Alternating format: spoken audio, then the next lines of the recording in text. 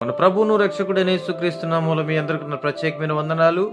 దేవుడు మన కుటుంబాలని దీవించి ఆశీర్వదించును గాక. దేవుని యొక్క సన్నిధిని అనుభవిస్తున్న మన కుటుంబాలని దేవుడు దీవించి ఆశీర్వదించును గాక. ప్రతిరోజు దేవుడు మనతో మాట్లాడుతున్నాడు కదా. ఈరోజు కూడా దేవుడు మాటలు మనం విందామా? మొదటి తిమోతికి రాసిన పత్రిక 6వ అధ్యాయం 6వ వచనం గనక చూసినట్లయితే దేవుడు మాట్లాడుతున్నాడు కదా, సంతుష్టి సహితమైన దైవభక్తి గొప్ప లాభ సాధనము అంటున్నాడు. సంతుష్టి సహితమైన దైవభక్తి, మన భక్తిలో మనకు సంతృప్తి కలగాలి, మన భక్తి జీవితం మనల్ని సంతృప్తి పరిచేదిగా ఉండాలని దేవుడు మాట్లాడుతున్నాడు. సంతుష్టి సహితమైన దైవభక్తి. చాలా విషయాల్లో లోకములో ఉన్న వాటితో సంతృప్తి చెందుతూ ఉంటాం. చాలా లోక సంబంధమైన విషయాలతో సంతృప్తి చెందుతూ ఉంటాం. లోక సంబంధమైన కార్యకలాపాలతో సంతృప్తి చెందుతూ ఉంటాం. కానీ దేవుడు ఏమంటున్నాడంటే, కుటుంబాలు దీవించబడాలన్నా, ఆశీర్వాదకరంగా మారాలన్నా, సంతుష్టి సహితమైన దైవభక్తి గలక నువ్వు కలిగి ఉంటే గొప్ప లాభ సాధన నీకు కలుగుతుంది. దేంట్లో లాభాన్ని అర్జించి మనం పనిచేస్తున్నాం ఈరోజు? మన భక్తి జీవితంలో సంతుష్టి మనం కలిగి జీవిస్తున్నామా? సంతృప్తి కలిగి జీవిస్తున్నామా?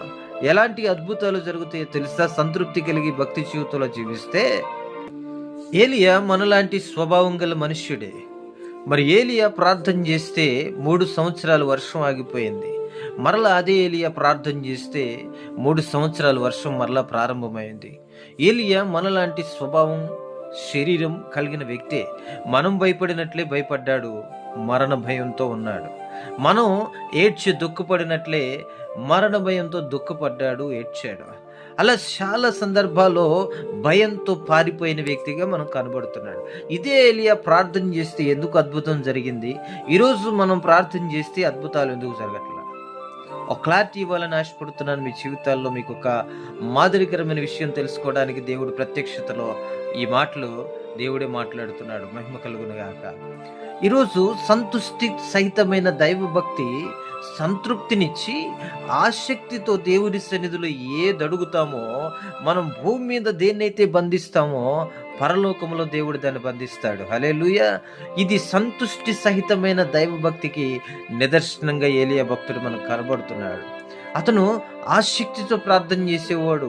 ప్రార్థన యందు ఆసక్తి ఒక మనిషికి ఎప్పుడు వస్తుందంటే, సంతుష్టి సహితమైన దైవభక్తి మనలో ఉంటే, ఆసక్తితో మనం ఏది ప్రార్థన చేస్తే ఆ ప్రార్థన విని దేవుడు జవాబు అనుగ్రహిస్తాడు.